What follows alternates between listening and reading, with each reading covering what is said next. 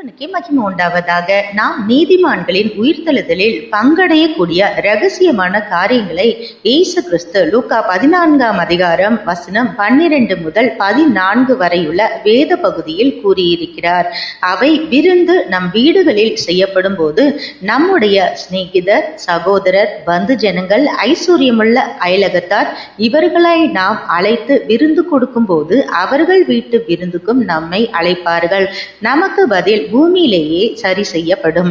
ஆனால் இயேசு கிறிஸ்து கூறுகிறபடி நமது வீட்டு விருந்துக்கு ஏழைகளையும், ஊனரையும், சப்பானிகளையும், குருடரையும் நாம் அழைத்து விருந்து கொடுக்கும் போது நாம் பாக்கியவான்களாய் இருப்போம். ஏனென்றால் அவர்கள் நம்மை அழைத்து விருந்து வைக்க மாட்டார்கள். அதற்கு பதில் பரலோகத்தில் நீதிமான்களின் மறுமை வாழ்வில், அதாவது உயிர்த்தெழுதலில் நமக்கு பதில் செய்யப்படும் என்று இயேசு கிறிஸ்து இந்த வேத பகுதியில் கூறுகிறார்.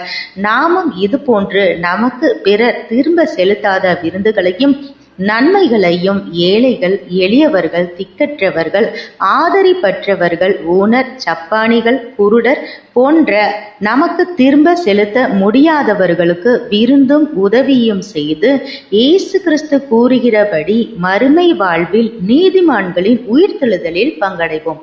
God bless you.